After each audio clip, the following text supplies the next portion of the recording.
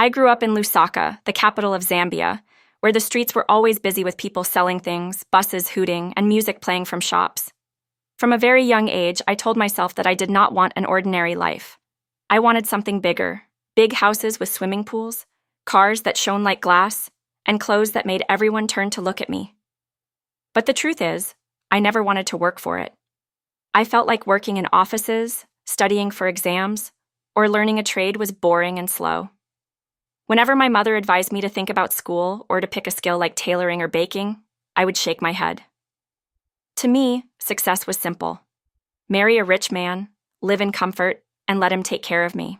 My younger brother, Junior, was the complete opposite. He loved school, helped my mother at her stall, and saved every coin he got. When I looked at him, I wondered why he worked so hard for little things when I believed a shortcut to wealth was waiting for me. I had a best friend named Umfo, and she thought just like I did. Together, we always imagined ourselves walking into malls, filling bags with expensive clothes, and eating in the finest restaurants without ever checking the prices. Most evenings, Umfo and I would sit outside, dreaming of how rich men would notice us. We talked about wearing high heels, makeup, and perfume that could turn heads. In my heart, I believed that one day the right man would appear, and my life would change forever. Umfo was more than just a friend to me. She was like a sister. She understood me in ways even my family did not. Whenever I spoke about luxury, she nodded eagerly, her eyes shining as though she was already living the life we dreamed about. We encouraged each other to believe that wealth was not about sweat or hard work, but about smart choices. Choices like finding a man who had already built his empire. Most weekends, we walked around shopping malls in Lusaka, even when we had no money to buy anything. We tried on dresses, took pictures with phones we could barely afford, and pretended we were rich. It felt good to imagine ourselves as wealthy women, even though reality was very different. Sometimes we spend our small savings on taxis just to reach places where rich men might be found. Umfo always told me that our looks and charm were enough to win any man's heart, no matter his age. One evening, while sitting in her room decorated with posters of models and celebrities, we made a pact. We promised each other that we would not waste our lives on poor or struggling men. Instead, we would aim higher, no matter what people said. I felt strong inside, as though we had just unlocked the secret door to our future. As time went on, Umfo and I made it a habit to go out at night. We believed that was where our dreams could come true. Lusaka was alive after dark, clubs glowing with colorful lights, music filling the air, and expensive cars parked outside. We dressed in the best outfits we could find, even if it meant borrowing clothes or shoes. For us, it was not about dancing or enjoying the music. It was about being seen by the right people. Whenever we entered a club, we looked around carefully. We were not interested in boys our age or even men just starting their careers. We searched for men with silver hair, men who ordered the most expensive drinks, men who carried themselves like they had built wealth over many years. To us, they were the true prize. True. There were nights when we returned home with nothing but tired legs and empty stomachs, but I never lost hope. I told myself that one evening, the man who could change my life would appear. Umfo encouraged me by saying, "It only takes one night, one person, and one decision to move from struggling to shining." Those words stayed with me like a song, keeping me focused on our mission. One Friday evening, Umfo and I dressed more carefully than usual. She wore a red dress that hugged her figure, and I wore a blue gown I had borrowed from a cousin. We took a taxi to one of the most expensive clubs in the city, a place where business owners and politicians were known to spend their time. From the moment we stepped inside, I felt different. The lights seemed brighter, the music deeper, and the air filled with the smell of wealth. As we moved around, pretending to enjoy ourselves, my eyes caught sight of an elderly man sitting at a private table with bodyguards near him. His name, I later learned, was Mr. Tembo. People whispered that he owned factories, farms, and even some buildings in town. He was in his late 70s, yet his presence was powerful. Waiters rushed to serve him, and younger men greeted him with respect. When his eyes met Umfo's, he smiled warmly, as though he had just found something interesting in a world he already controlled. A moment later, he sent one of his guards to call her over. My heart began to race because I knew this was the kind of moment we had been waiting for. Umfo hesitated at first, But with my encouragement, she walked over to Mr. Tembo's table. I stayed close enough to see what was happening, though I pretended to be busy on my phone. He spoke to her politely, his voice calm but commanding. He asked about her name, her age, and what she did with her time. Mfo answered softly, almost shyly, but I could tell she was also nervous. After a few minutes of conversation, Mr. Tembo reached into his pocket and gave her a card with his number written on it. He told her he wanted to see her again, maybe for dinner in a quieter place. I could see the surprise in her eyes. She thanked him and walked back to me, her hand trembling slightly as she held the card. When she told me what had happened, she quickly added that she wasn't interested. She said he was far too old, older even than her grandfather, and she didn't think she could ever sit with him again. But while she was speaking, all I saw was opportunity. To me, this was the door we had been dreaming of, the chance to step into the world we admired from afar. When Mfo said she wanted to throw away the card, I almost shouted. I begged her to stop and think.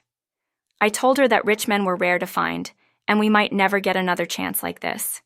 She argued that his age made the whole idea uncomfortable, but I reminded her that our dreams had never been about romance. They were about security, wealth, and living the kind of life people envied. I explained that Mr. Tembo already had everything we wanted: money, respect, and power. He could take us from struggling to shining without us lifting a finger. Why should we suffer, I asked her, when someone like him is willing to share his world with us? Mfo listened quietly, torn between her feelings and my words. At last, she shook her head and said she could not do it. But then she looked at me and whispered, "If you believe this so much, then take the number. Maybe he was meant for you." My heart jumped with excitement. I felt like fate itself had placed that card in my hand, and I promised her I would not waste the chance. That night, I stared at the small card as if it were a treasure map. The numbers seemed to shine under the club lights, whispering promises of a future I had always wanted. My hand shook as I slipped it into my purse, guarding it like gold. On the ride home, I couldn't stop thinking about Mr. Tembo, his calm smile, his quiet authority, and the way everyone around him treated him with respect. When I reached home, I sat on my bed and debated with myself. Should I call him? Should I wait for him to reach out? Fear and excitement wrestled inside me, but my desire for wealth was stronger. I told myself that life-changing opportunities did not come twice. So, with my heart pounding, I dialed the number. His voice came through the phone, deep and steady, as if he had been expecting my call. I introduced myself, reminding him that I was with Mfo earlier at the club.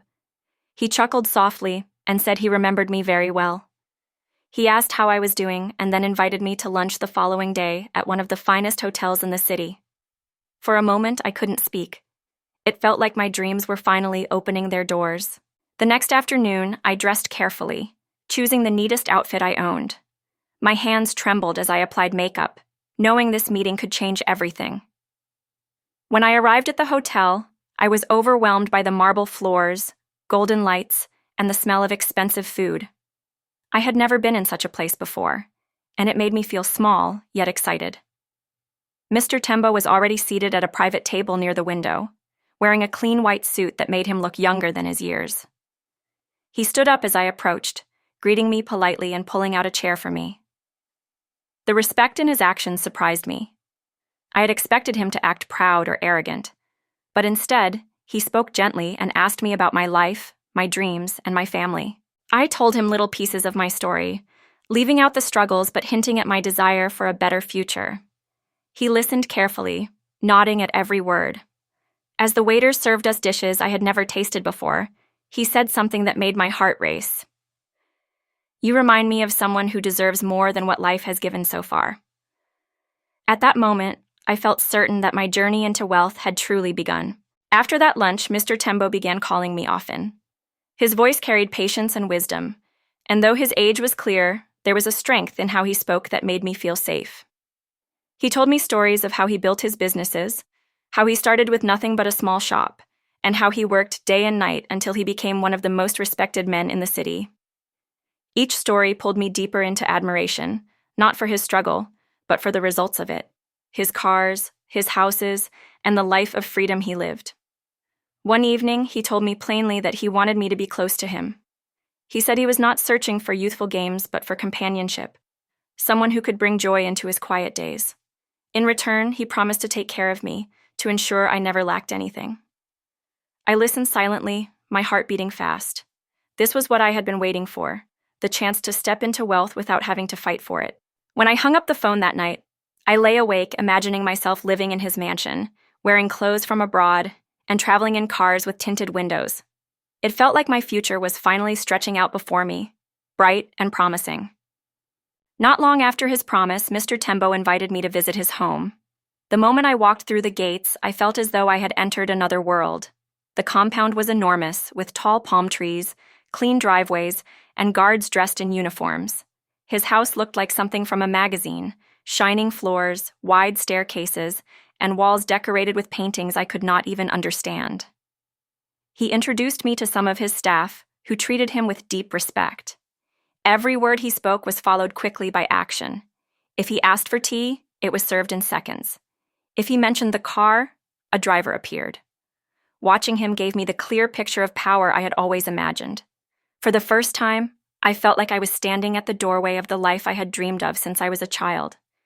That evening, as we sat in his living room, he asked me again if I was ready to be part of his life. His words were calm but heavy, as though he already knew my answer. I nodded, trying to hide my excitement, and he smiled. He said that with him, I would never need to worry about money or struggle. He promised to open doors I had never even thought possible. At that moment, I believed my journey to wealth had finally begun. Days quickly turned into weeks, and my life began to change. Mr. Tembo kept his word. He gave me gifts I had only seen in magazines: golden jewelry, designer dresses, and shoes that sparkled under the light. He handed me envelopes with cash that I could hardly count in one sitting. I moved from eating simple meals at home to dining in restaurants where the plates looked like art. My friends began to notice. Some admired me, while others whispered that I had sold my youth for comfort. But I did not care. Whenever I stepped into a taxi or walked through a mall with expensive shopping bags in my hands, I felt the attention I had always craved. Empo sometimes looked at me with mixed feelings, half proud, half uncertain. But I kept reminding her that this was exactly what we had dreamed about when we were younger.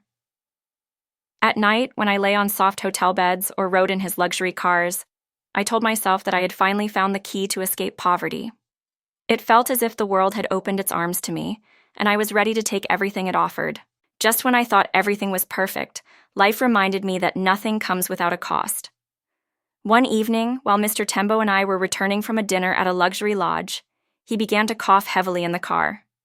At first, I thought it was nothing, but the cough grew worse, and his driver quickly rushed us to a private hospital. The doctors ran around him, checking his heartbeat and giving him oxygen. I stood frozen, realizing for the first time that age was not just a number. It was a shadow that followed him closely. That night, I sat in the hospital lobby, my hands trembling. All the images of mansions, cars, and jewelry faded as I faced the truth. If something happened to him, where would I stand? Would the wealth I leaned on disappear like smoke? The fear sank deep into my heart, and I understood that the shortcut I had chosen carried dangers I had never thought about. When he finally stabilized, I felt relief, but my mind was not at peace. I knew that wealth without effort could vanish in a moment. For the first time, I wondered if I had been chasing a dream that was never truly mine.